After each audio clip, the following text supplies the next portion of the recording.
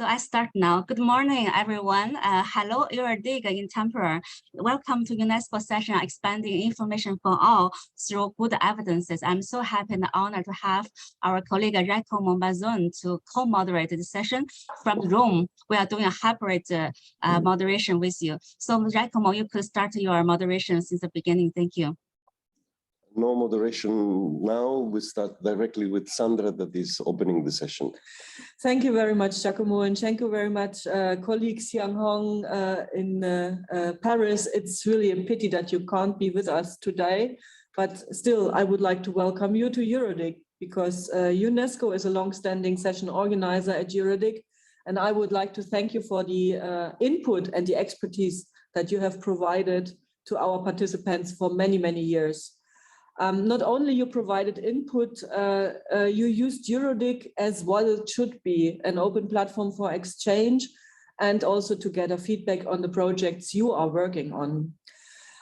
Today's topic is based on an initiative that was born more than 20 years ago, almost at the same time as the IGF, the Information for All program. It does not even contain the term internet or multi-stakeholder, but I'm sure it serves the model to build the internet. I'm not speaking here as an expert, but as a convener of a platform for multi-stakeholder dialogue. And UNESCO has worked on this program for quite a while now. It's a proven model that has a framework for monitoring and to identify gaps. But why am I saying this? Because I would like to point out how long it takes to establish a globally accepted framework. At the moment, we see a huge number of global processes emerging, and it has become hard to follow all of them or to contribute meaningfully. Not only for civil society, also for governments, it's becoming more challenging to provide the resources to all the different tracks. Currently, the UN process on digital cooperation and the development of a global digital compact is such a process where the multi-stakeholder community is called upon to contribute. But as an organizer of the European stakeholder consultation, I must admit, it has become really hard to mobilize the community, and I hear that from several others too. We should keep in mind when initiating new processes that we take reference to the existing and successful processes. We should avoid reinventing the wheel.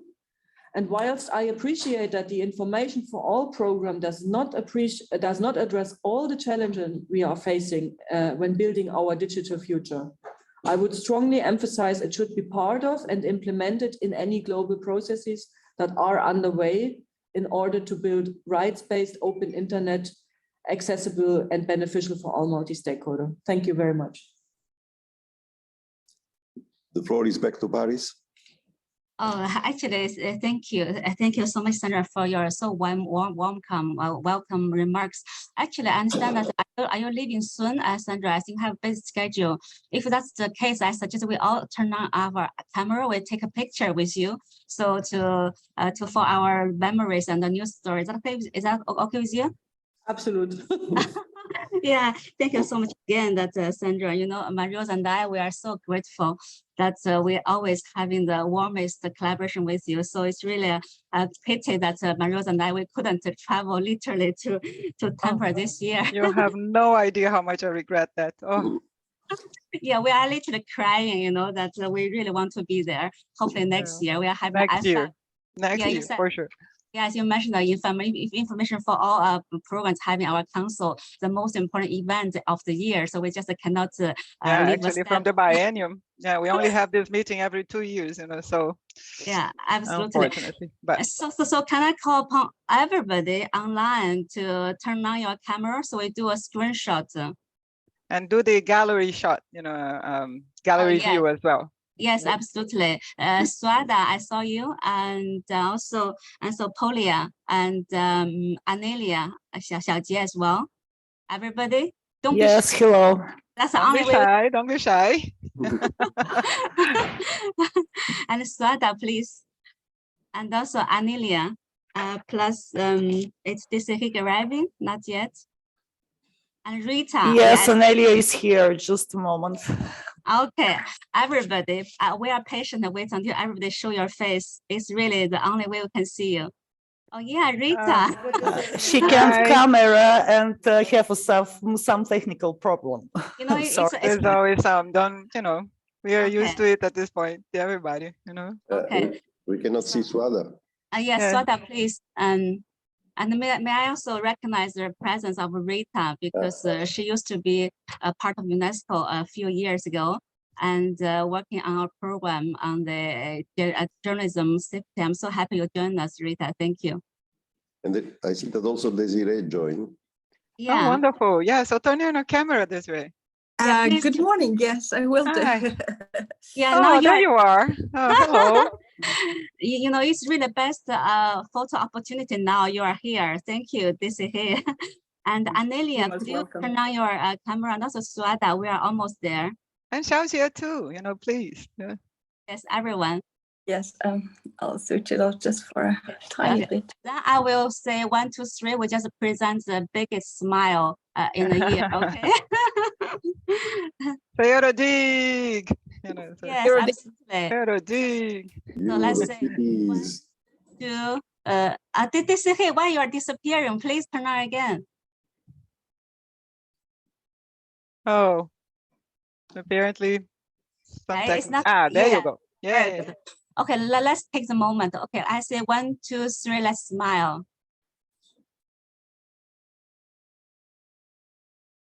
And let me check if I have the picture. Nice. Xiaojie, did you take a good picture already? I took some. Okay. I think it's not bad. Okay, very good.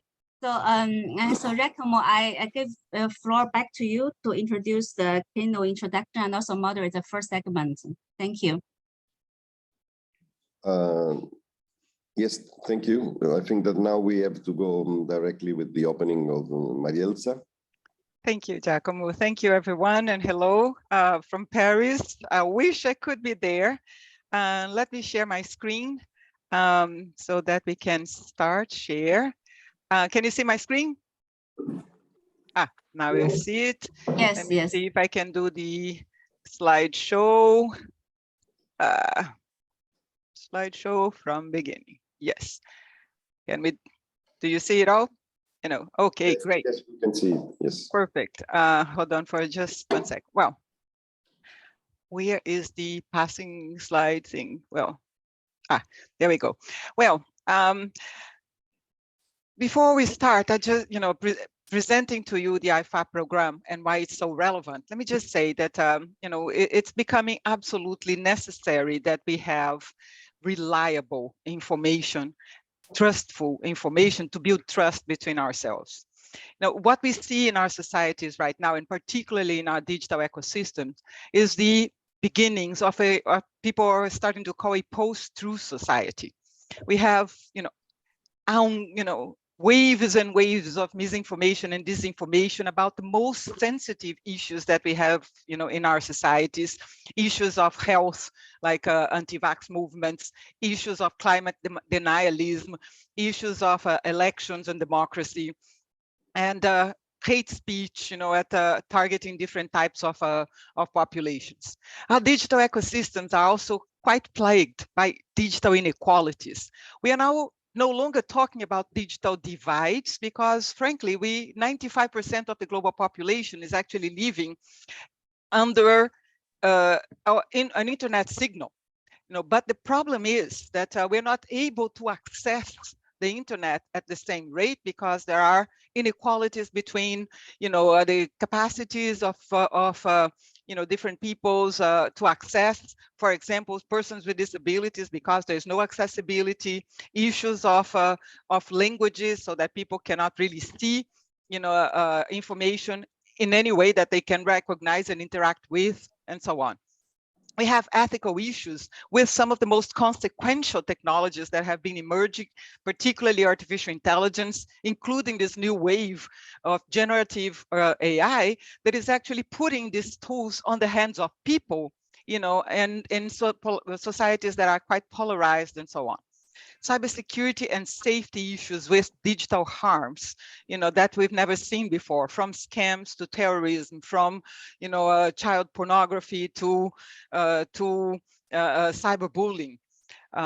Privacy and surveillance issues that we are all concerned about. And because of that, we are seeing increasingly internet fragmentation. So our dreams of a global digital village are actually dissolving into, different types of ecosystems. But the good thing is that we are thinking about responses for that, and we must really recenter digital ecosystems on human rights, on multi-stakeholder participation, which actually requires that all voices are online, meaning that we need to talk about open access, accessibility, we not talk about multilingualism and so on. We need to consider how to work in a global digital compact and digital cooperation that brings us all together to discuss these issues that are so important to ourselves, to everyone. And for that, we actually need timely and relevant evidence of what is the current state of our digital ecosystems in order for us to really find the ways to move forward. What we need is actually platforms for dialogue.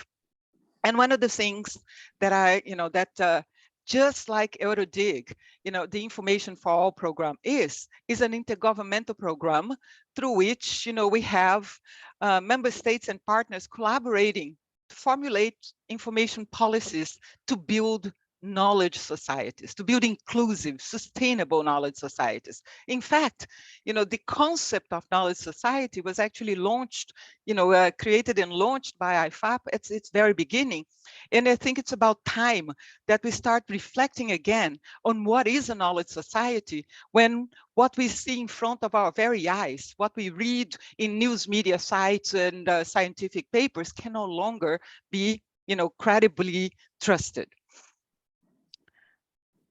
And, for that, one of the key things that we need to do in our digital ecosystems nowadays is to actually strengthen the basis, the reliability of what we consider the data, the information, and the knowledge that circulates in digital ecosystems. And strengthening that reliability enables us to actually work for information for development, because actually, without information, you cannot really make decision making. You make decisions about the most relevant issues when we all, for example, accessing public services online. When we talk about, what the pandemic did for education, for example, when we had 1.6 billion students around the world out of school, the right to education was mediated by internet platforms. Nowadays, the right to justice is mediated by internet platforms. The right to health, likewise, and so on and so forth. So if we don't really have reliable data, information, and knowledge in digital ecosystems, how can we really make decisions on the basis of how we move forward with digital platforms? So this is, one of the key priorities of IFAP, which has 6 priorities: information for development, information literacy, because of course, it's not enough to have trustworthy, platforms on which we can base decisions, but also we need to have people that are conversant and able to navigate these systems, critically and safely. We need to preserve information that is actually disappearing at an incredibly fast rate. When we talk about data, for example, it's important to remember that what we started collecting, when we started collecting data, it was on a massive scale. It was about the mid-90s. So that, that's when computers became mass used. So anything that is before that in many countries is actually not quite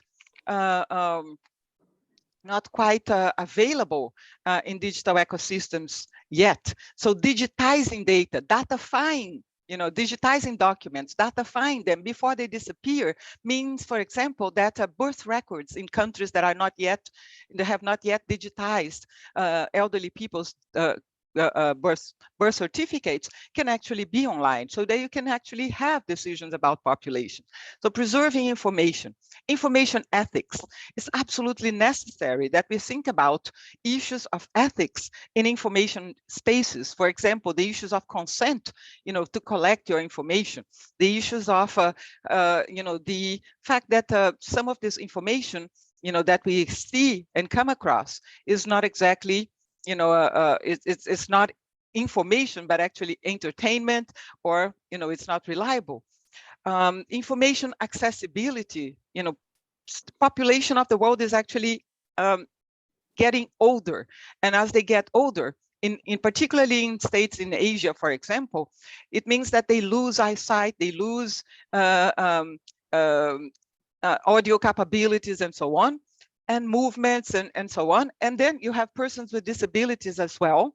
So a significant number of the entire, of the people of the world actually do not have access to emerging technology ecosystems, such as, for example, metaverse and even current digital ecosystems. They are excluded. And multilingualism is one of the things that is occupying our time, and our thinking lately, because, out of the 7,061 languages that exist, only about 300 are being used on the internet. And being used doesn't mean that they actually somewhere, somehow, somebody scanned made a PDF of some foreign language document. It's simply that people cannot converse in their own language, and there's no content that they can find in their own languages. They are excluded from information in many different ways. So IFAP was created, about 20 years ago to address these issues, and it's looking at how to move forward in this new digital, era. And so we currently have a program objective in our strategic plan, a series of program objectives that correspond to the IFAP priorities. And I'm trying to get my mouse to get, oh, there we go, to get this out of your way. So we have a priority on information for development, and our key objective is to really mainstream principles and policies for inclusive digital development. And not only digital, but also offline spaces as well. International development plans. We cannot really have digital transformation processes and national development plans that don't give full consideration to how information is used and misused at this moment. So information literacy, to foster information literacy societies at scales, to equip people with the skills and competencies for the digital age. Information preservation, safeguarding the documents and the documentary heritage, particularly those that are in museums, libraries, and archives, to helping them digitize and transition to the digital age. A lot of legacy documents that are completely disappearing. And I have CDs at home, but there are no CD-ROM readers anymore. So information ethics, to make sure that we build the capacities, particularly in those who make decisions, such as judges, such as parliamentarians, such as those that regulate societies, digital spaces, to really cope with digital technologies, to understand their opportunities and threats that they bring. And accessibility, to strengthen universal access, talking about open access and universal design in digital spaces, and to mainstream policies to strengthen multilingualism. IFAP operates through working groups and national committees. We have a working group each for each of our 6 priorities, and these working groups do bring together some of the most fantastic experts we have in the world on these specific topics. And they come together every year, periodically, as a matter of fact, to plan and go ahead, raising awareness of the value of information for the public good, information for development, literacy, and so on, to make sure that they raise that awareness and to carry on dialogues that consider the different contexts and a multi-stakeholder process, so that policy briefs can be issued that help inform decision-making processes about digital spaces. So one of the things that I would like to do is invite, the experts present, as well as our audience members, to consider joining the working groups of IFAP. As exactly like Sandra said, we cannot be inventing new processes all the time. We need to make sure that these processes come together and fit together to save transaction costs for everyone, and to make sure that we actually have, a positive flow and preserve the spaces that have been working for us. So, some of these spaces that work incredibly well, the WISs and the IGF. IFAP actually contributes to action lines under the WISs process, particularly C3 on access to information and knowledge, but also C8 on cultural diversity and identity, looking at linguistic diversity and content, and C10 on the ethical dimensions of information society.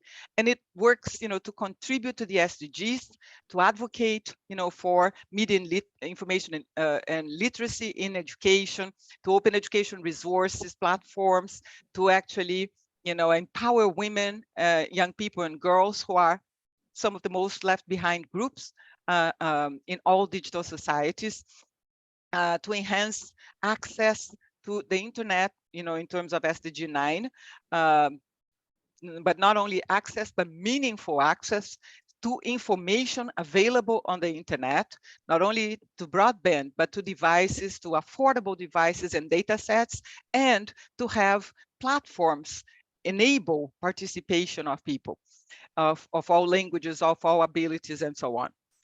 To empower socioeconomic and political inclusion, and contribute to safeguarding cultural heritage by, for example, preserving documentary heritage. Some documents are precious and disappear simply of neglect, or they dissolve out of natural disasters and so on.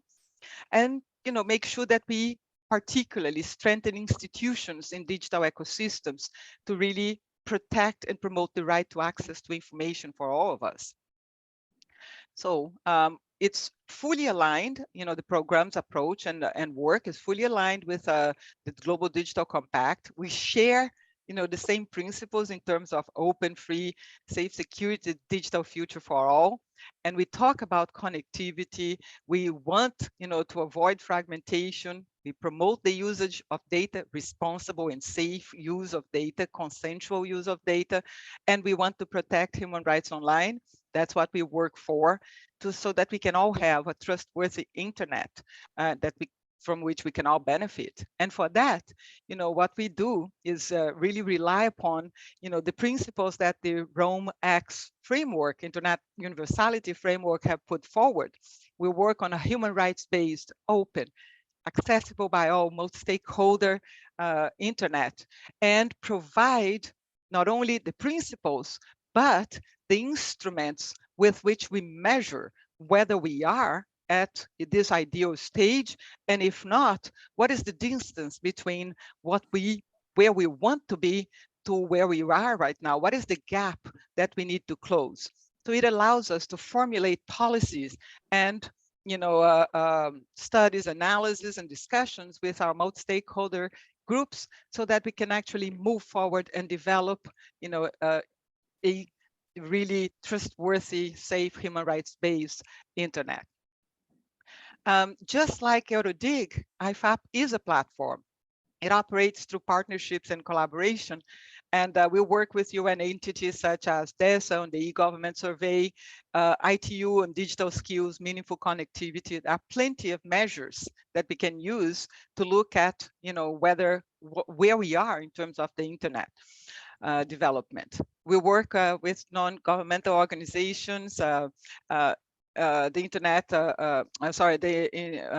International Federation of Libraries and Archives, our privileged and loved partner, EuroDIG, the Global Development Partnership, the Global Digital International Partnership, the UN UE Gov, and others. We bring private sector experts into our working group so that they can contribute as well. We'll work with our regional center, a Category 2 center of UNESCO, regional center for the studies on the development of the information society located in Brazil, and with different types of alliances, particularly the dynamic coalitions of the IGF, as well as the national and regional IGFs. And there are quite a few things we do. For example, we also finance projects, 6 of our projects in 4 continents, working to advance, piloting different methods to advance knowledge societies. We participate and actually help to co-organize, the IceGov, simply as part of the steering committee of this important forum. We carry out annual conferences, some very influential ones. For example, the Artificial Intelligence for Accessibility Conference, which was one of the few opportunities that we have globally to discuss the impact of these technologies on enabling access for persons with disabilities, as well as open access and the impact of that in our economies and societies.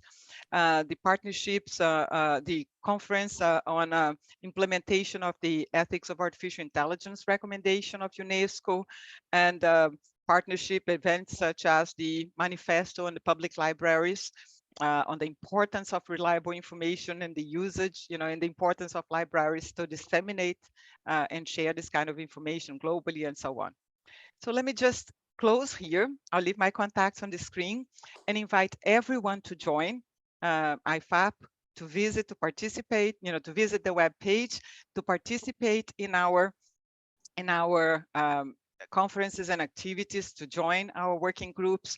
And let me say, that we are incredibly proud and happy to be a partner with EuroDIG on this process. So this is one of the biggest joys we have, is to share with EuroDIG, the opportunity to strengthen our platforms for information in this information ecosystem. So thank you very much. Back to you, Shahan. Or Giacomo? Yeah, I think Giacomo. Thank you, Maria-Rosa. It's me? Okay. Okay, so stop sharing. Oh, okay. Yeah. So then, Xianhong, you were the first in the list. Yes, I also share my screen. I will do a very quick presentation to go straight to our subject today. Yeah. I think you can see my screen now. Yes, we can see your screen now. Let me go for the full screen. 1 second. So now you can see my screen in full size.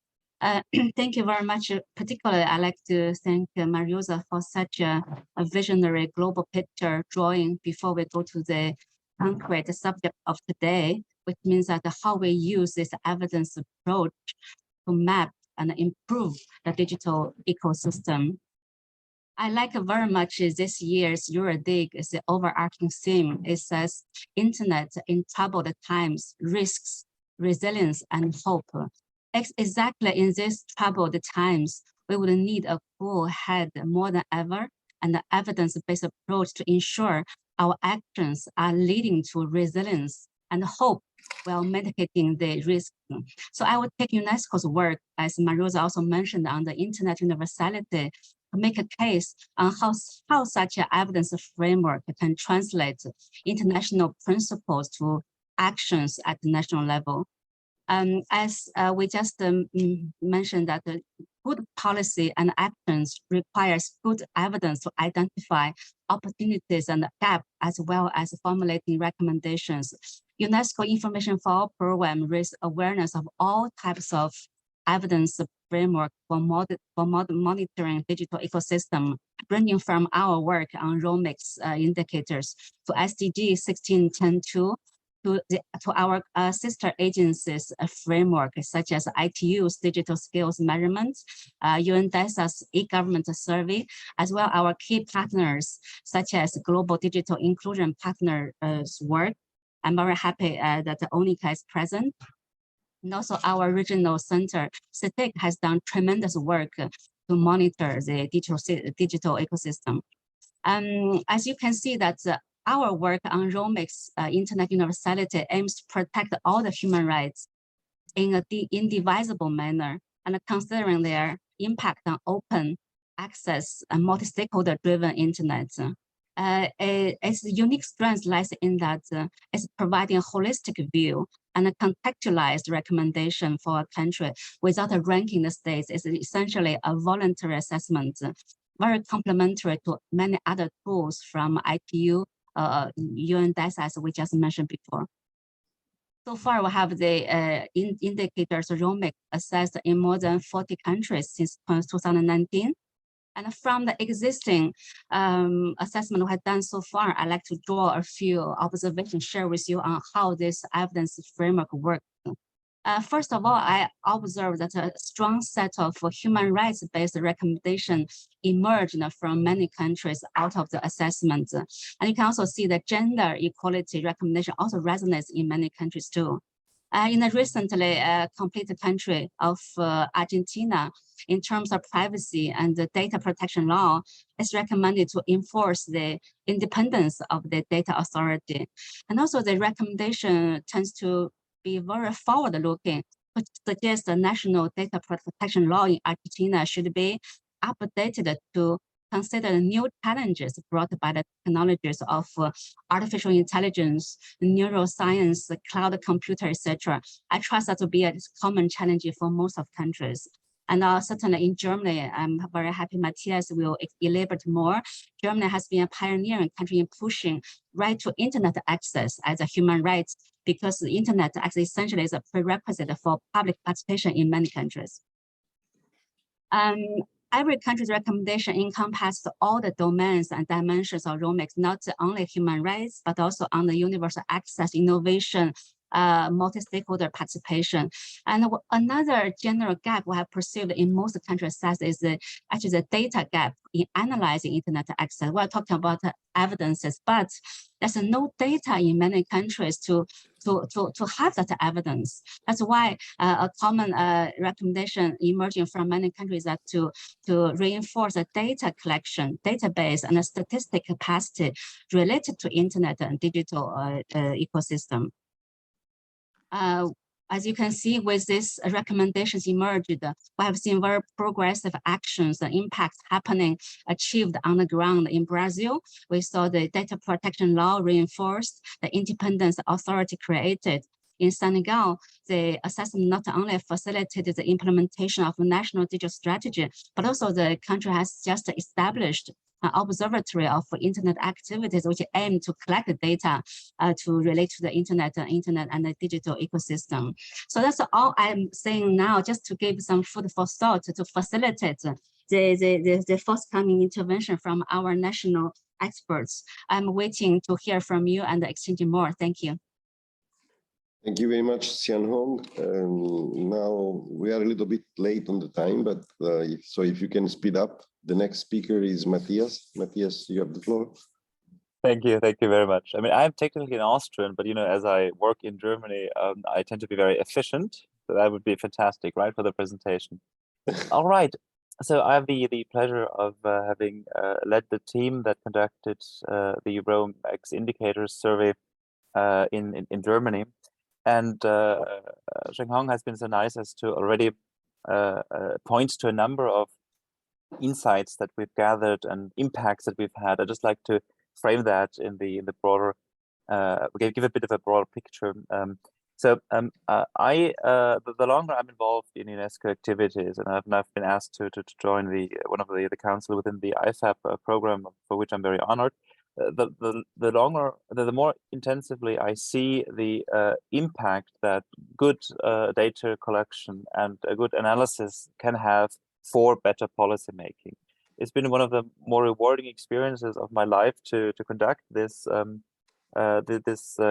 indicator-based survey of Germany's internet field, because we saw how the conclusions that we've reached and the way that we conveyed them to politicians had concrete impacts in the way that the the current coalition has formulated its digital policy, starting, for instance, from the fact that there's not one single digital ministry responsible for making everything digital, but rather that applying human rights sensitive, gender sensitive, diversity sensitive data to better policymaking is a interconnected issue that all policy fields have to devote themselves to. The elements of the indicators, I just point out two that we find particularly important.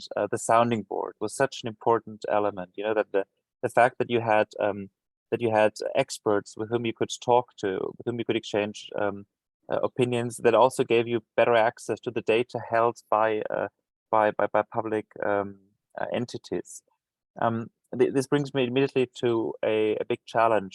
Any good national study needs to ensure that it has access to the best possible data, to the most complete possible data.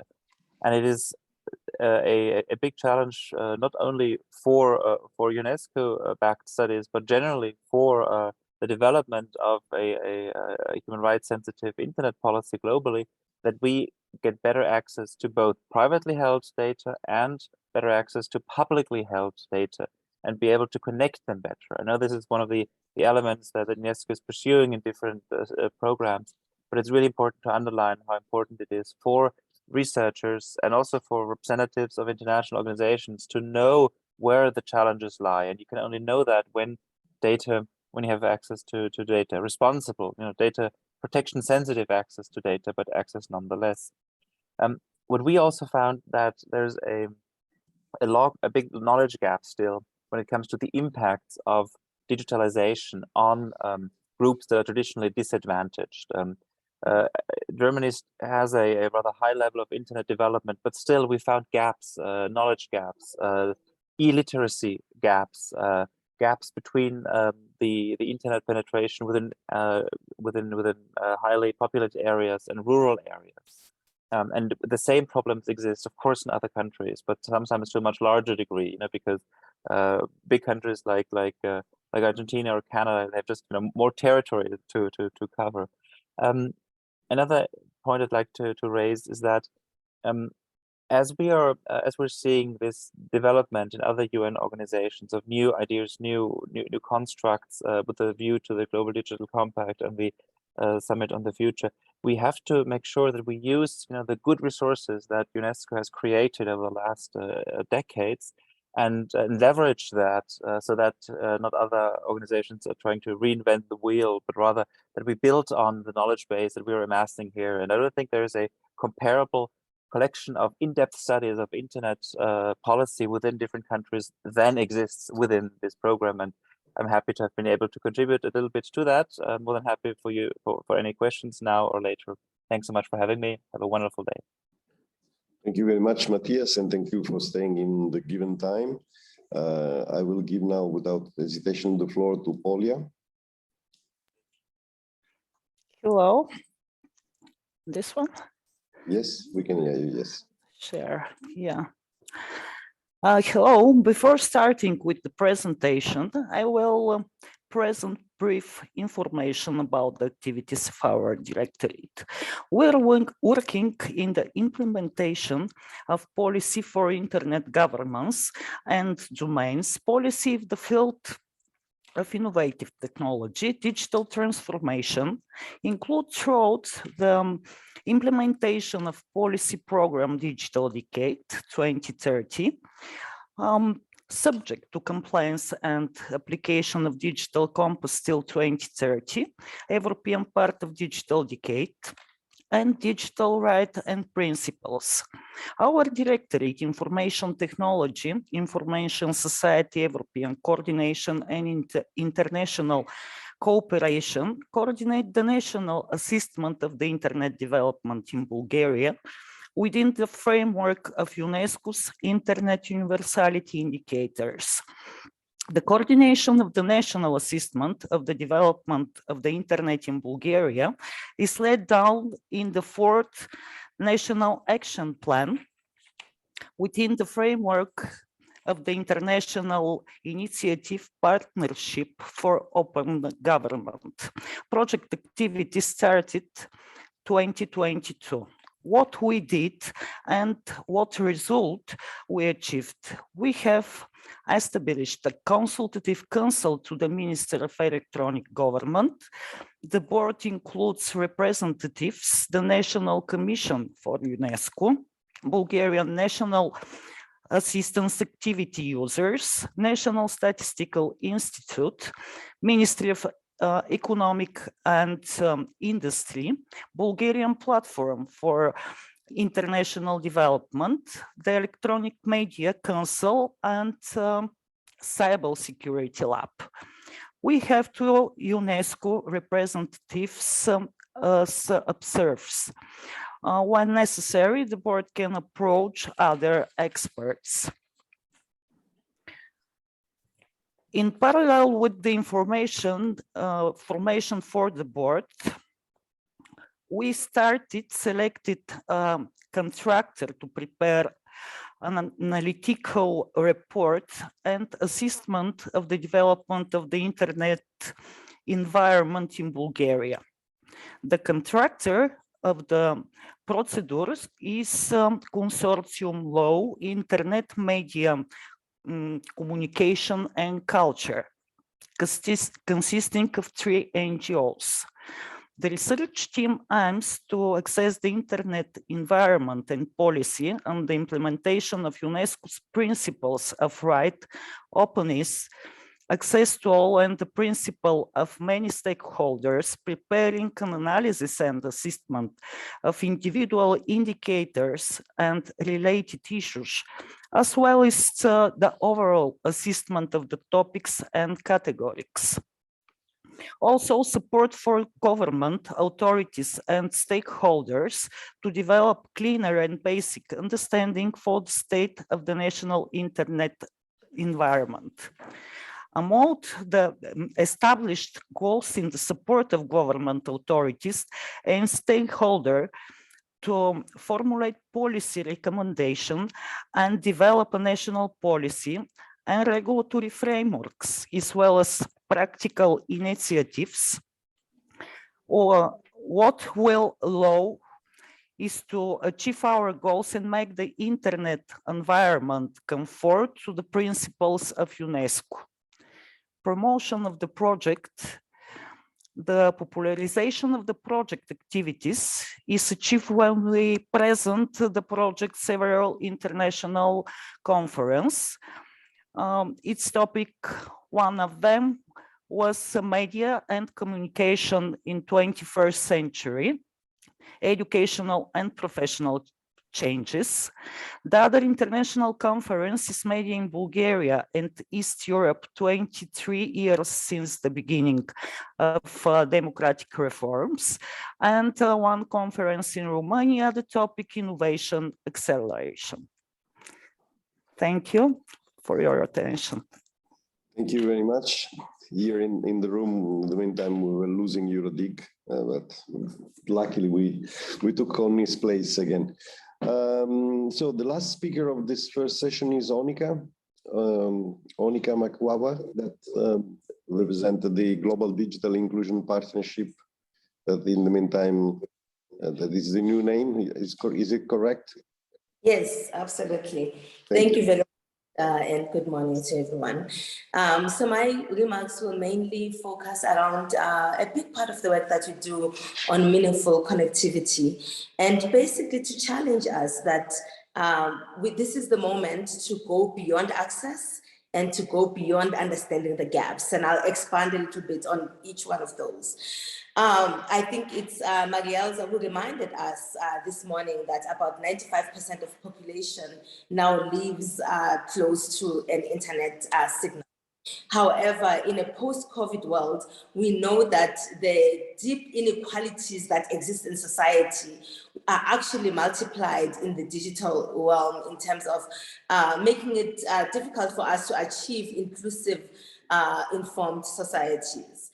So when you look at, for example, a region like Africa, where it is estimated that more people live closer to a broadband connection than actually use access to the internet, creating what is now understood as a usage gap. It may actually look as if we've accomplished a lot, which we have. I think it's important for us to celebrate the gains that we've made. However, as we continue to do further research, I think we need to begin to measure access based on meaningful access. How are we measuring access for people in a way that looks at also the quality of the access that they have and the ability for them to utilize this access in order to feel completely included in societies? Otherwise, failure to do that means that we ignore the existing inequalities and therefore actually will start to see an even further gap. As we've seen in most regions, there is a growing gap between rural and urban dwellers in terms of their access to information. When we look at connectivity, rural areas are still at 46% roughly connectivity, whereas urban areas are at 87% connectivity. Even when we look at that 87% for urban areas, we have to look at those populations around the quality of the access that they have. When we look at meaningful connectivity, it's more than just being able to afford a connection, but meaningful connectivity is defined by having high-speed connectivity that will enable us to do the kinds of things that people are doing in a society that's relying on digital technologies. So a minimum speed of 4G, access to data that is unlimited, and be able to have access to a smart and affordable device. In Africa, for example, some people are spending close to 40% of average monthly income for an entry-level smartphone. That is clearly quite unaffordable.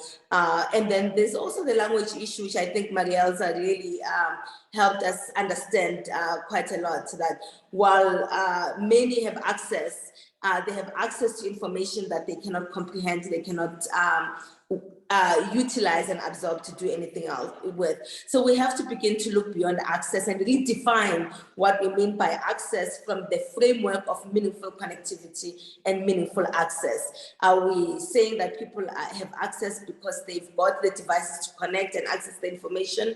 Do they have the skills as well that's required, that are requisite for them to absorb this information? And do they have the right type of connectivity that, basically close the gap between them being able to operate in a digitized global economy?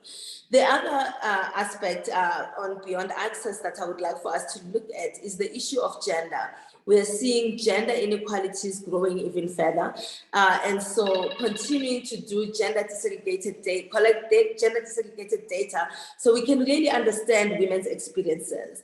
And then I'll quickly just kind of move on to the issue of beyond the gaps. It's important for us to begin to understand this issue of inclusive societies beyond understanding what the gaps are, but really researching what is the impact of these gaps on our society. So for example, we've been embarking on research on the cost of exclusion, calculating the fiscal impact of excluding women from the digital economy. And I think our recent study shows that where economies are losing over $1 trillion in low and middle income countries by excluding women in the digital economy. And I think as we continue to do this work, it's really critical that we understand the gaps, but also begin to articulate what is the impact of leaving so many people behind in this information revolution. Thank you. Thank you very much, Onika. I think that you close with the right question. We are late on our schedule, but we are supposed to have some space for question and answer. I would like to have at least one or two before to give the floor to Sianong for the next session. Any question in the room? Do you have some? Yes, there is one in the room here. You can make from there. I'll speak loudly. Does everyone hear me? Good. Okay. So traditional, just to speak loudly. I'm interested in the experience of Stephen Wyber International Federation of Library Associations and Institutions. I'm fascinated in the examples that have been given of the preparation of remote next assessments and look more holistically at what does meaningful access mean. What does the cast of stakeholders involved in this look like in general? As I know that we're very keen to ensure that we're not just taking a tech-first approach, but a more teleological approach, focused on what does drive change, what does drive inclusion. Who needs to be involved to make these assessments and policy planning in these areas work? Very good question. Who want to answer from the panel? Marielza, you want to say something on that, or? Yeah, we just jump quickly in, and I know that Annika will have a lot more to say, but when we talked about connectivity, we were talking about governments building infrastructure, essentially. So we're talking about financing infrastructure. Governments were the decision makers in that, and companies that broadband companies in that telecoms and so on. Then we moved to the issues of of meaningful connectivity, and we started talking about not only the infrastructure, but also the companies that make the devices, the data providers, and so on and so forth. When we go into meaningful access to information, we are talking about responsibility also for platforms that actually need to welcome users, enable their full participation in their languages with the level of abilities that they have, and so on and so forth. So, the stakeholders, all of us. Thank you. Thank you. Annika, do you want to add something? Yes, I would actually say that it needs to also be a whole society perspective in terms of who needs to be involved. There's clearly a role for government to invest in digital development. There's also a role for private sector as well. And I think Marielle has just articulated that quite well. There's a role for civil society as well. I often say nothing for us without us. It's really important to give that voice for civil society to be involved in directing our efforts on digital development. And I like to use a simple acronym of FAST. We need access, we need fast access. We need the access to be affordable and accessible. We also need for the access to be safe. And that's the issue around platform safety issues. And we need the access to be transparent, which is why all of society has to be involved. The role for government, for private sector, as well as civil society. Thank you very much. I think that we have already taken much time to the next panel, and I give the floor to Sian Hong. Thank you for all participants until now. And Sian Hong, the floor is yours. Thank you, Giacomo, for your amazing moderation. We even got some interactions. Building on what has been shared at the national level and by the stakeholders, I think we are now in a perfect moment to go to the second segment of discussion to really think out of the box. Based on what has been measured and discovered, what has not yet been measured for digital ecosystem.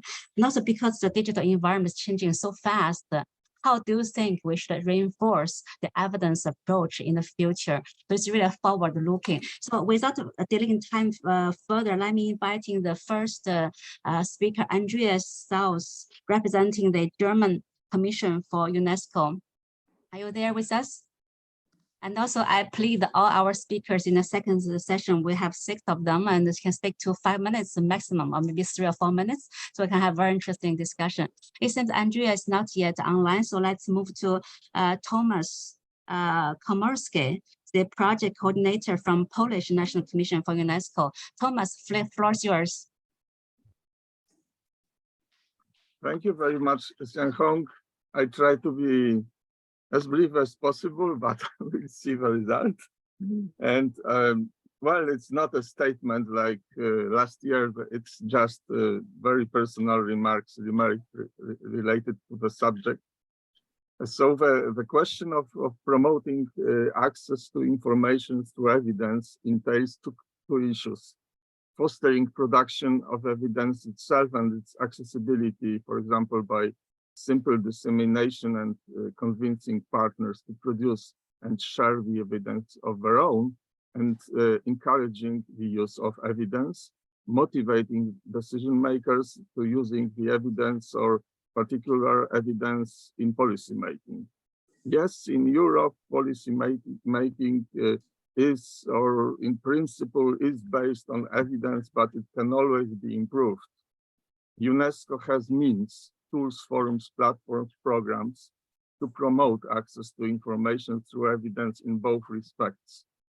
IFAP is an important means or platform, not only because information accessibility is one of its priority areas, and both its international level initiatives or engagements, working groups, and national committees as forums for debates in the countries with local specificities and so on, are of relevance.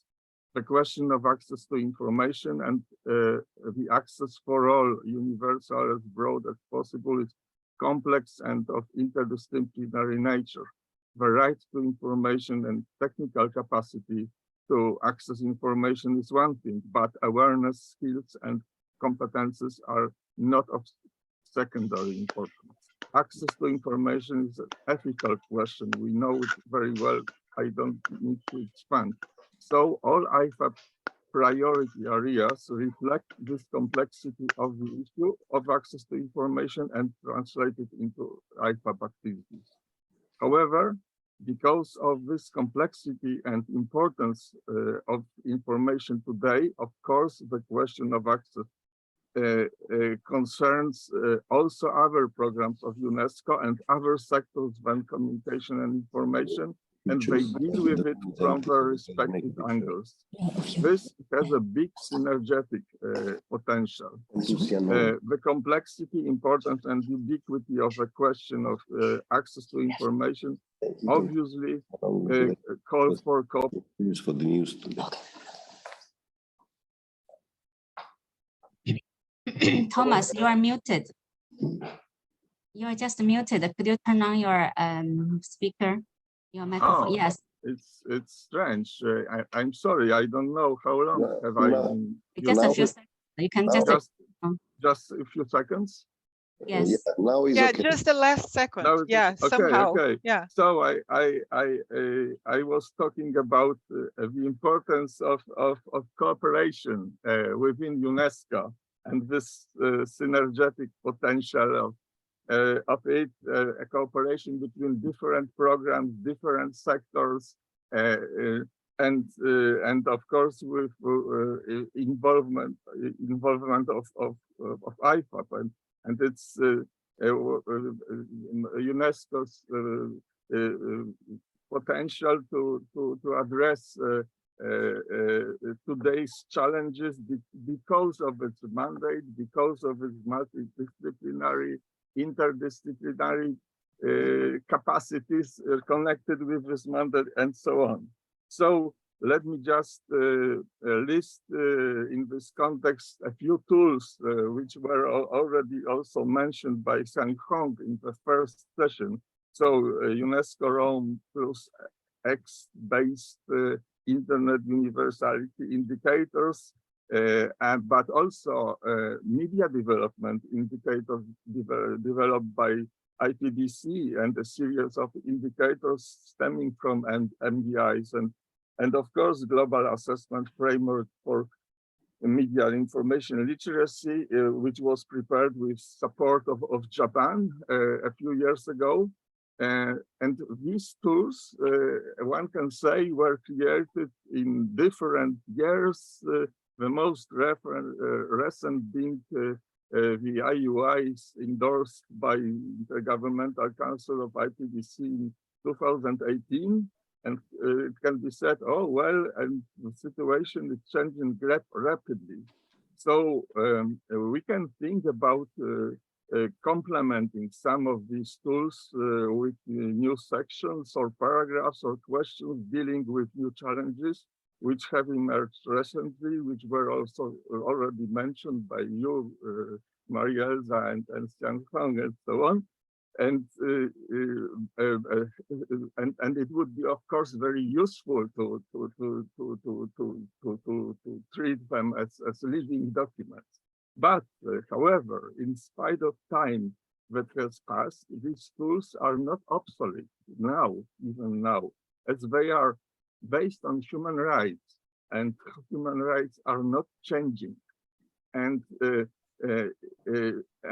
these tools are based also on WSIS principles, which also haven't changed with time.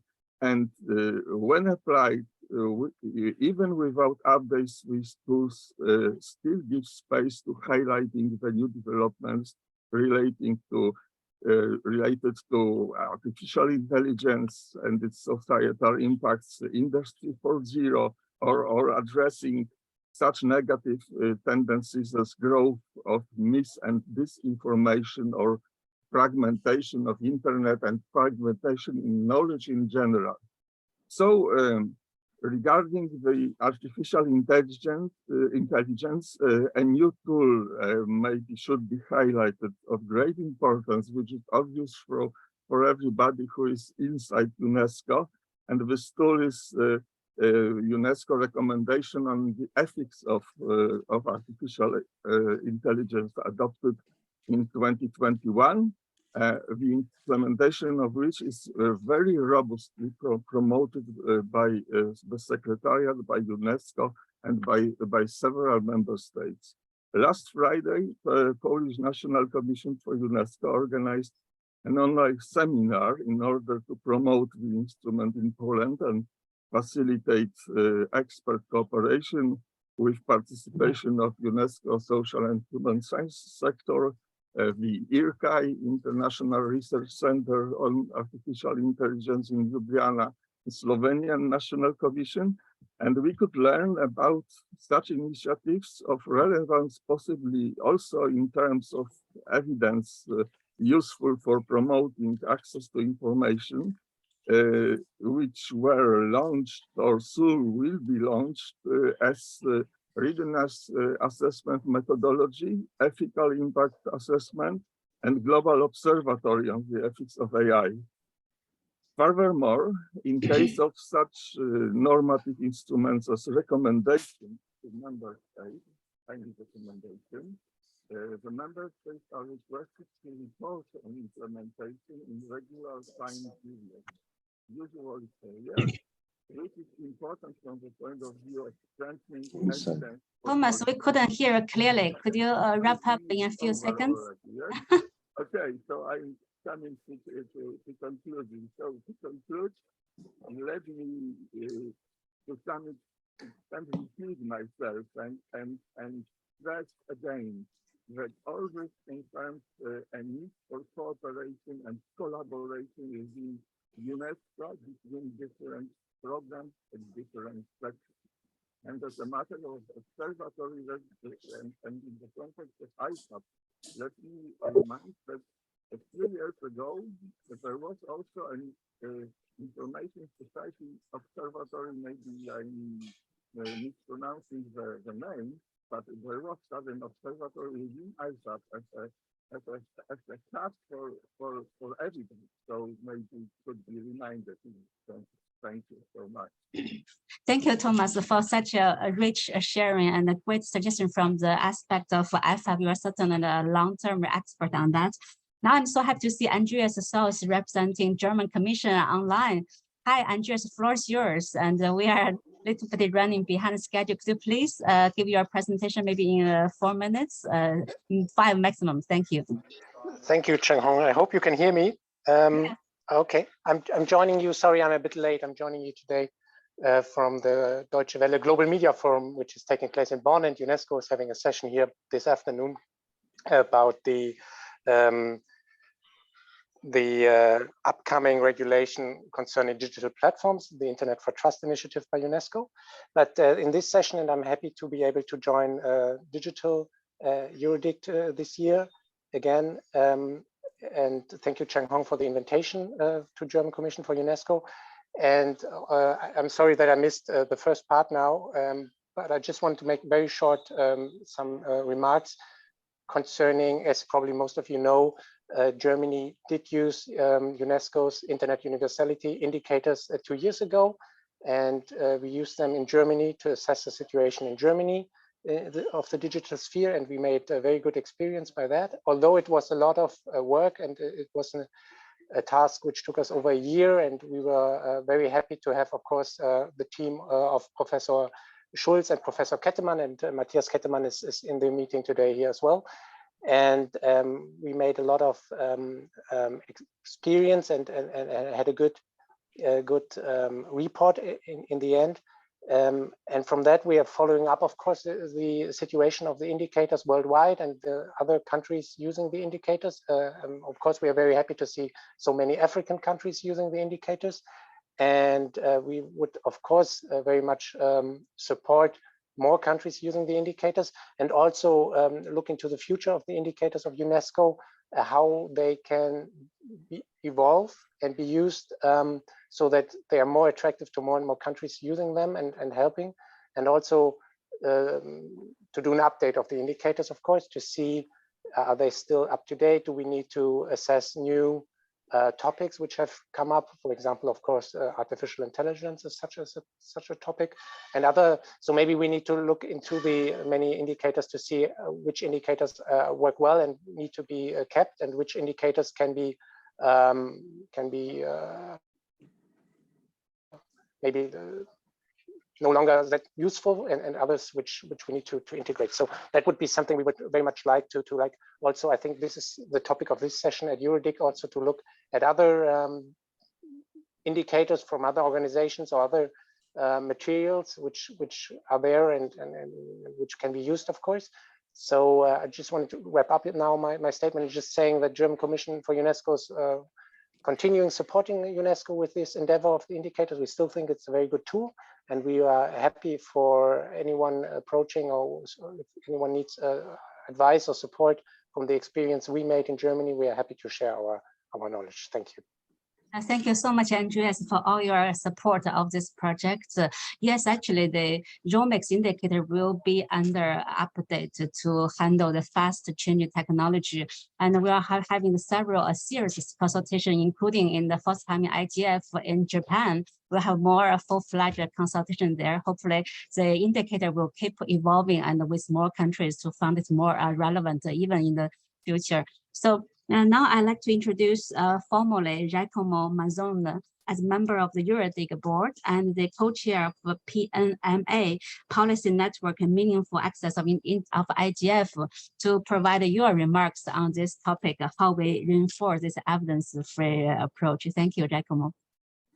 Thank you. Thank you for inviting me to this session that I think that could be very useful. My main topic is exactly as is asked at the beginning of the session, what is not measured and how we can improve the measuring, because without measuring, as has been said by many speakers before me, there is no possibility to have decision, rational-based decision on policy to be taken. So this is something that we are trying to improve through various activities. The first activity is, of course, the EuroDIG. This is why we are here today, but also within the IGF, the Policy Network for Meaningful Access is a very other important forum in which we are discussing this issue. And somebody before mentioned what meaningful access means. Onika was quite precise on that, but let me give you an example more, for me, more talkative and more evident, is when the whole internet infrastructure is simply finalized to give access to the people to social media like Facebook or similar. I don't see any added value if this happens not in the language of the country. So you bring the internet access just for that is absolutely unuseful, or on the contrary, could produce disasters, as we have seen in Myanmar, where the fact that there was no possibility to ensure a moderation in the language create the base ground for hate speech and for even ethnic cleansing. So I think that when we want to give access and we want to multiply the access has to be not only fast, as has been said, but the accent has to be on the S, of safe, because it could be very risky to the contrary. In this sense, I think that the adoption of indicators like the ROM indicators provided by UNESCO is a very important step, and I'm very glad that many countries are using this as a measurement tool. Of course, as has been said by Andreas, the measurement need always to be updated because we are trying to measure something that is evolving day by day, and there were indicators that were not even imagined some years ago, and that now it becomes very, very important to be added. So it's a living exercise that need to be improved all the time. But in the meantime, even if these tools are not precise, are not perfect, we need to try to spread around its adoption. This is why, for instance, within ICANN, and of this we'll talk the next speaker, we have tried to bring the adoption of the ROM indicators as one of the tools, and this, I think, that has to be generalized in all possible international fora.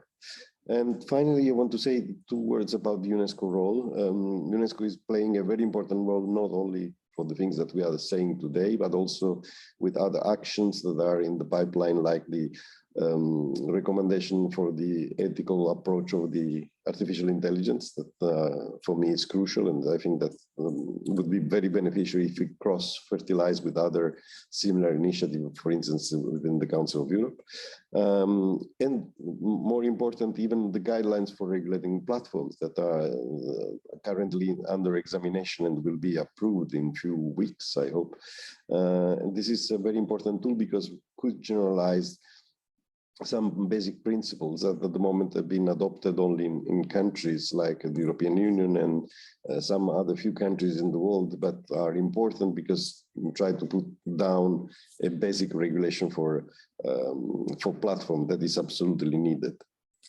That's all, and I stop here my contribution because we are quite late, so I give my 4 minutes. Thank you. Thank you, Giacomo, for 4 minutes, but very solid inputs, valuable insights.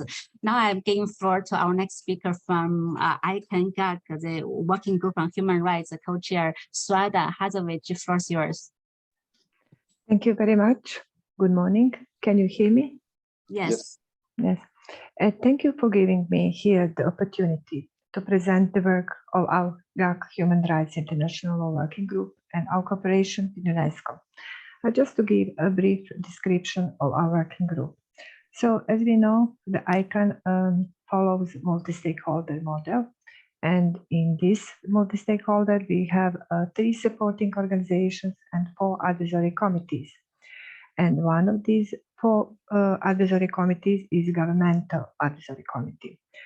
In GAC, we have 7 active working groups, and one of these groups is Human Rights International Law Working Group.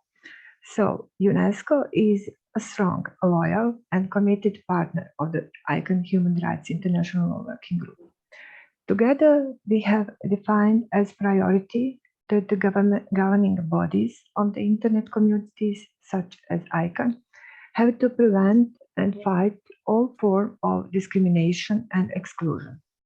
In this sense, the fact that ICANN is one of the remaining international bodies not to translating its meetings in the sign language is a situation that needs to be remediated and solved as soon as possible. So I'm glad to announce that ICANN board has accepted a proposal to test the sign language in one of the next ICANN meetings. This will be done in close cooperation with the local organizers because the sign language are not universal, but exist in various versions, and we need to test its introduction in the ICANN carefully, and we shall measure its impact and efficiency. This example of close cooperation between UNESCO and ICANN is the proof of what we wanted to achieve through today's event. So, to reduce all exclusions and barriers existing in the internet towards some communities, in this case, communities of persons with disabilities, make all internet governance institutions accountable towards these communities and ready to react to any barrier that could exclude part of the citizens from the procedures of the internet governance, and to measure the situation ex ante and after each intervention in order to understand if the barriers have been eased or removed. Thank you very much. Thank you so much, Sueda, for your wonderful contribution. Now I'd like to give the floor to our next speaker, Tisihe Milosevic Ivan, the co-chair of the RIPE Cooperation Working Group, and also the generic name supporting organization counselor at the ICANN. Tisihe, the floor is yours. Thank you very much, Sian Hong. It's a pleasure to be here, and I think the previous speakers have already spoken about important issues such as meaningful access and what it means.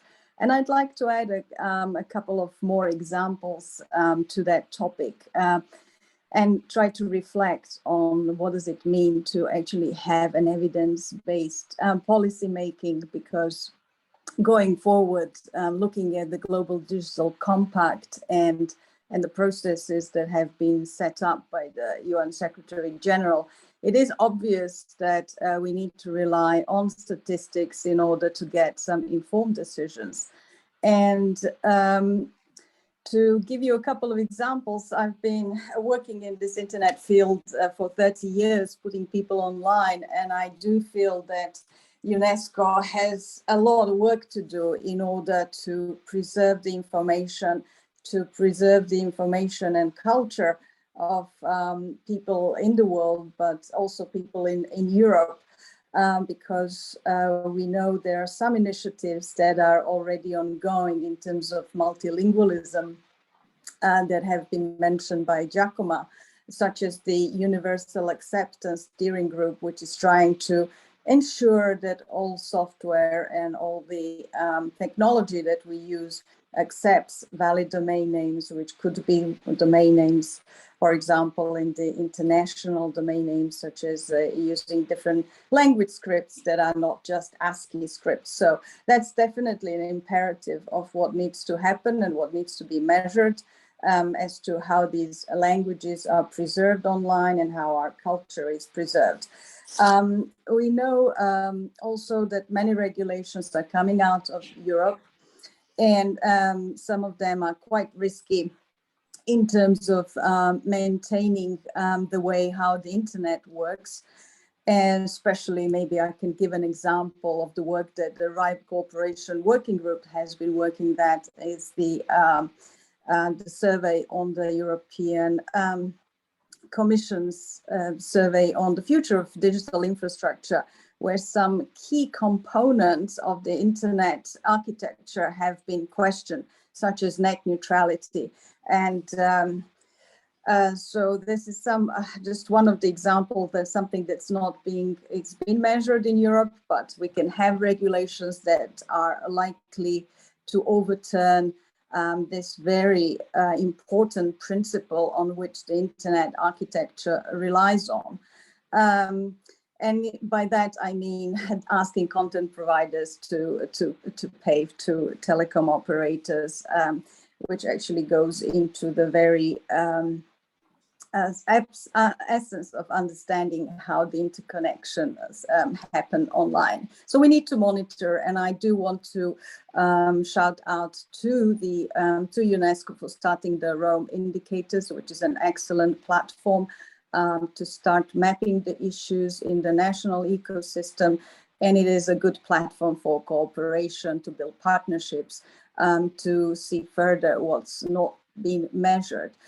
So I mentioned these two principles of ways how to improve the multilingualism online, but also to look at some basic internet architectural elements, and to mention in terms of the multi-stakeholder principles of Rome and the Information for All program that UNESCO is running. It is important to say that the internet technical community is this platform and a rich source of expertise, as it is academia, that is not mentioned in the Global Digital Compact. We are seeing now, if you like, simplification of civil society, private sector, and government, and we're losing that richness that exists in Internet governance forums, something that we have really worked so hard and so many years that we have acceptance of academia as a stakeholder, as technical community, as a stakeholder on which member states and UN agencies and private sector can draw expertise and can provide this rich data, statistics, and resources. For example, the uptake of IPv6 and protocol or IPv4 is already mentioned, and there are 303 indicators in the Rome. Also to go back to our last year's discussion, I think we need to look at the ways how we can implement some of these indicators that we measure in order to come up with a better strategy as to what's missing in the gaps and what are the necessary mechanisms that the either nation state or policymakers need to make that further gap in closing the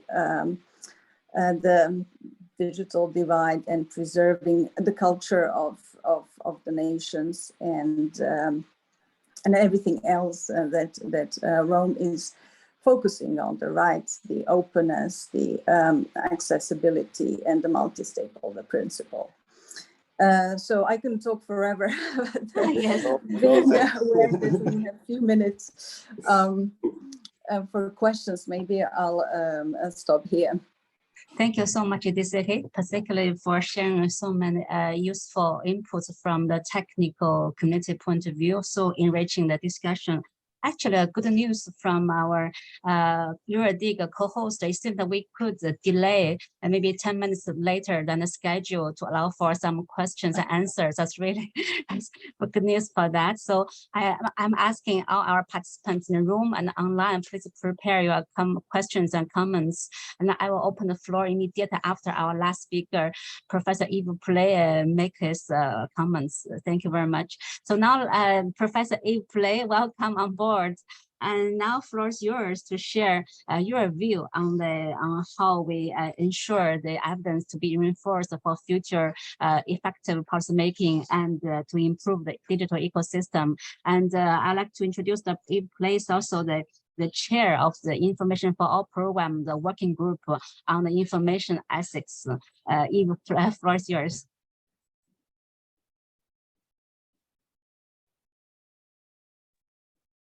Thanks, Helong, and thanks for giving me the floor and 10 minutes more. Nice. Okay, so not for you only. Not for you. It's for the multi-stakeholder.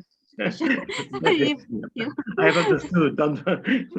Hilarious. Okay, so as representative of the InfoEthics Working Group, I am very glad to be there present at this session dedicated notably to the UNESCO recommendation on AI ethics.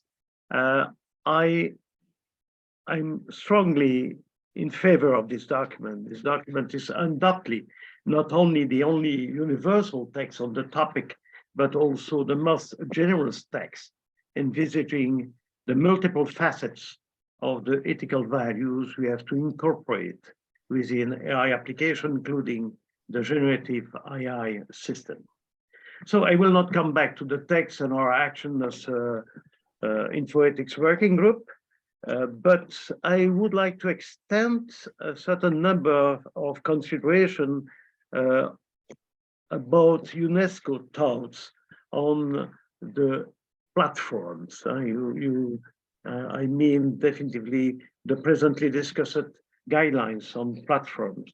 And more precisely, I would like to discuss about how Europe is approaching what I call its duty of vigilance vis-à-vis these gatekeepers of the digital world. In other words, the giants of the net, the GAFAM, BATX, and so.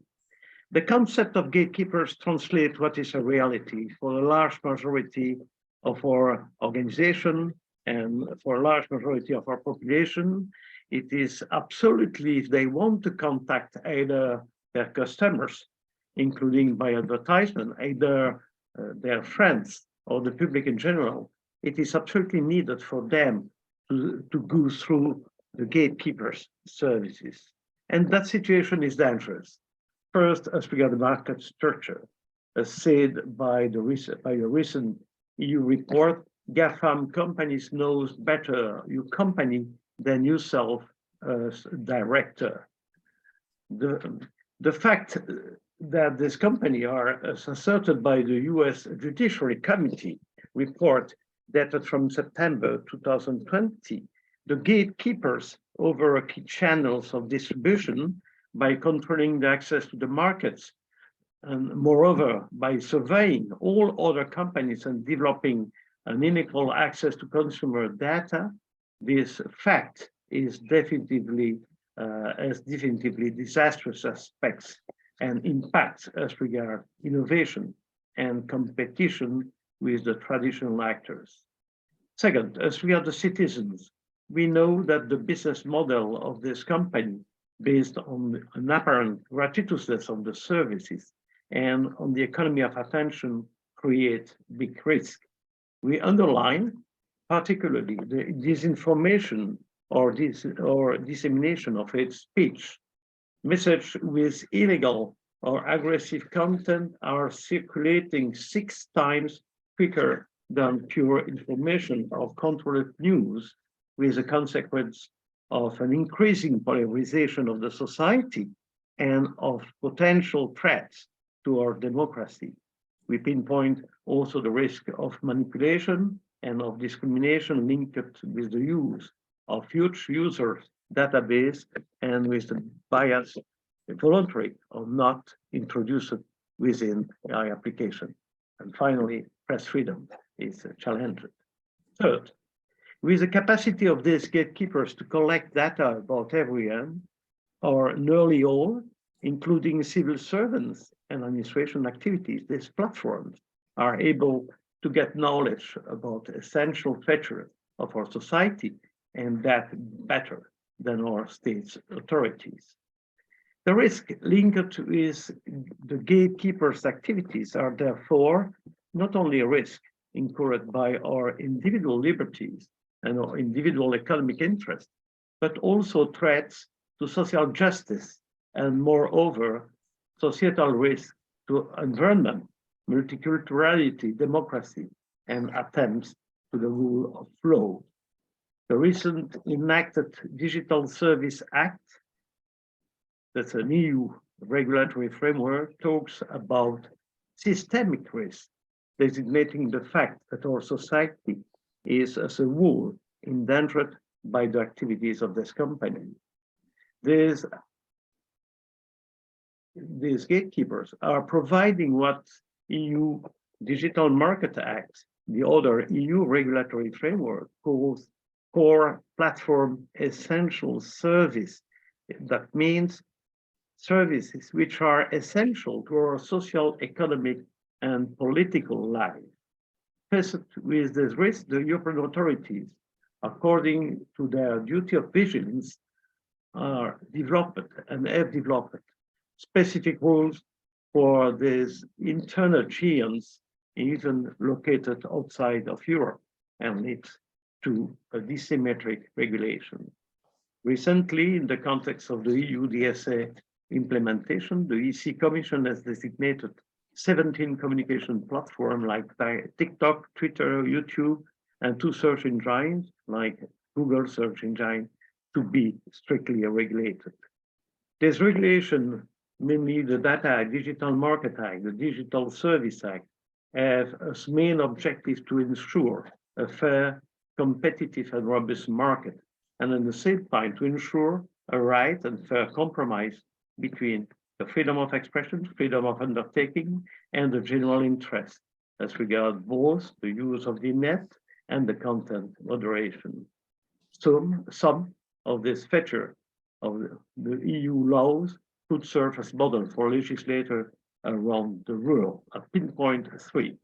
First is the obligation of transparency, information ranking methods on the use of data, and openness of the infrastructure. Second, In line with the principle of accountability, the obligation for platform to assess the risk associated with their activities, to take steps to reduce the risk, and to submit their assessment to external control. And the third is to limit and even prohibit certain practice related to their dominant position and to request their functional interoperability, and as far as it's possible, to maximize the user's autonomy, as declared by the 2022 EU Digital Rights Declaration. Everyone should be able to effectively and freely choose which online services to use based on objective, transparent, easily accessible, and reliable information. In conclusion, I am not advocating the condemnation or dismantling of the gatekeepers. The technology they are using is essential to ensure a clean, fair, and secure net. They play an essential role in providing what we might call a universal service to citizens and business, and therefore must be regulated according to this universal service. What we request is definitely to have a better cooperation between the net giants and the authorities on a transparent and controlled basis. In this respect, room tools and perhaps additional appropriate indicators can be useful in this dialogue, provided that greater attention would be paid to platform activities and their impacts on our different society. Thanks a lot. Thank you. Thank you, Eve, for making such a strong message. Yes, definitely. Digital platform gatekeeper should be monitored and measured even in a larger scale in the future. Now, as promised, I'd like to open the floor to all the participants in the room and online. At least we should have 5 minutes to have some effective interaction. So Giacomo, please signal to me if there anyone wants to take the floor from the room, and please introduce yourself and make sure you have your voice heard by all of us. Thank you. Now floor is yours, all of you. Thank you. There are no questions from the room here, so we have to ask the people online if they have questions. If not, I have one on my side. Yeah, not necessarily question, but also maybe comments, your reactions, your thoughts. I mean, it's a brainstorming session, everything is valid, please. You know, we should take the French rule that everybody should talk before we close the session.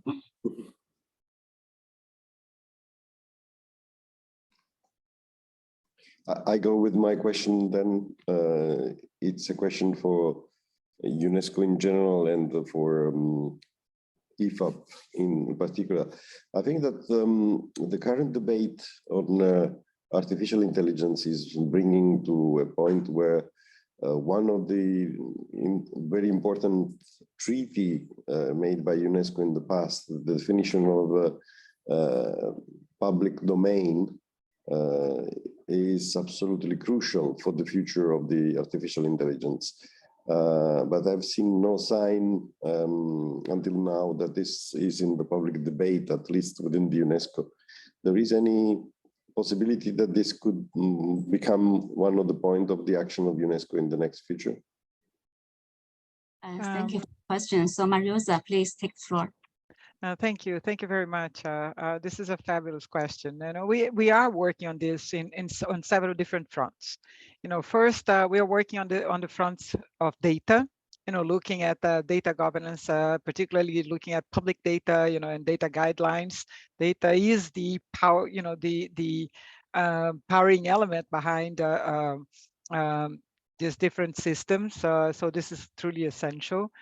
We have the Internet for Trust conference that we held, and we are working on draft guidelines for regulating internet platforms for the public good. You know, so looking at how internet platforms can actually, contribute to the public good by becoming more transparent, by becoming, accountable, and proposing the issues of oversight, independent oversight to all of those, in complement to different types of regulations that are taking place, at national and regional levels around the world. Of course, we already have the ethics of artificial intelligence, and we liaise very closely. The recommendation that Yves has mentioned and worked so hard, with the working group to make sure that we raise awareness of that. We do have the application of the Rome principles to the artificial intelligence systems.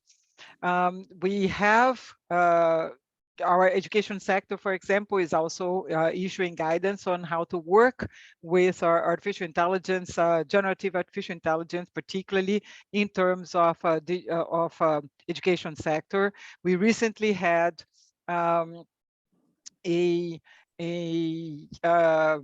follow-up to our massive open online course, training judges on AI and the rule of law so that they can regulate properly, specifically dedicated to the relationship between generative AI and intellectual property issues. So there are quite a few different fronts in which we are working. I mean, I just scratched the surface. So in the scope of the Internet for Trust conference, for example, we did have a session specifically dedicated to generative artificial intelligence. So there were quite a few things that we are doing in this front, and we are working very closely also with the UN team. And yeah, I don't know whether you've seen the Secretary General's proposal. He's starting to consider the issue of having an actual entity in the kind of similar to what we have for the atomic energy, specifically looking at artificial intelligence. So we are working with the UN system on that as well, and there's quite a lot. But I think it would be a good thing for us to actually touch base and share more about what we are doing in the different fronts and how it all ties together, because that's the point. Thank you. Thank you, Marosa. Any other reaction? From the room, they tell us that we have 4 minutes. So 4 minutes. So maybe 1 minute from DCG. Yes, please.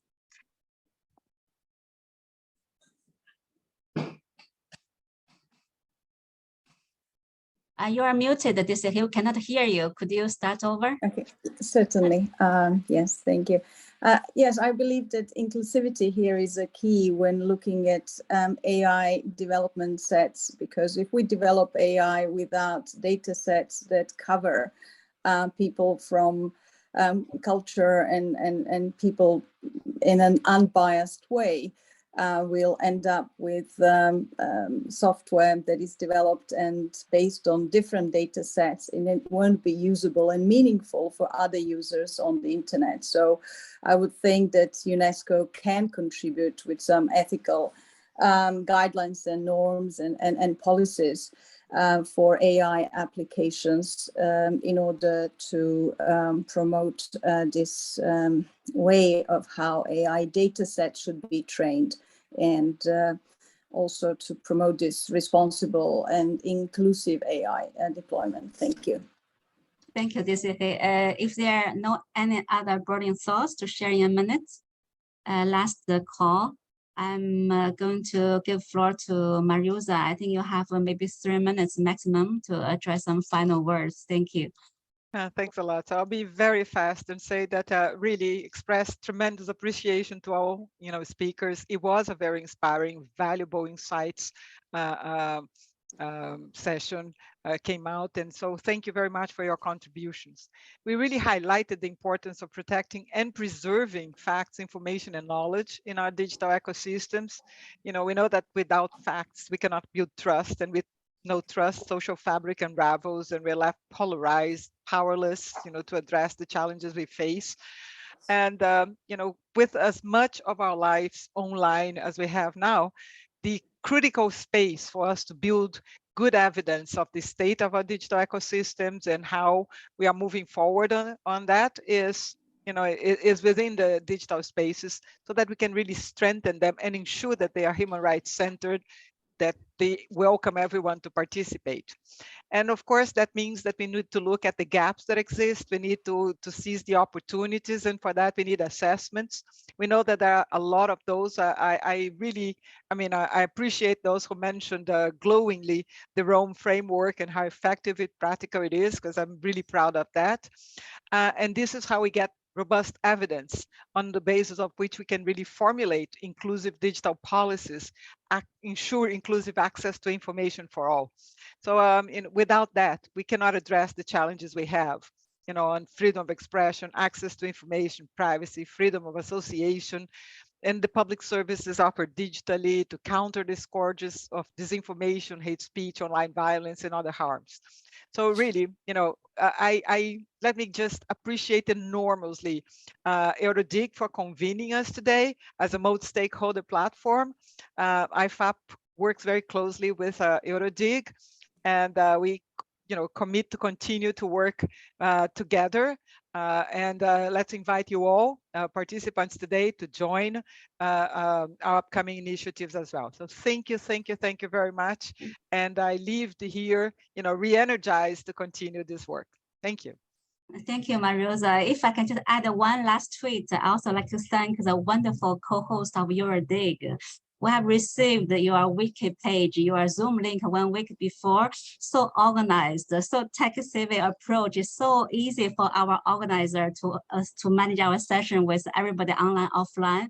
It's really excellent, the most excellent hybrid event I have ever experienced. Thank you so much also for giving us this extra 10 minutes. Again, thanks to everyone. And thanks to my colleague Xiaojie online as well, who has been helping putting it together.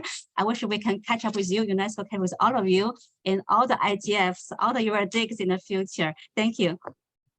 Thank you. Thank you. Goodbye from. Thank you all. Thank you. Bye-bye. Wonderful session. You too. Bye. Thanks, Thank you. Marietta. See you all. Bye. Enjoy Tampere.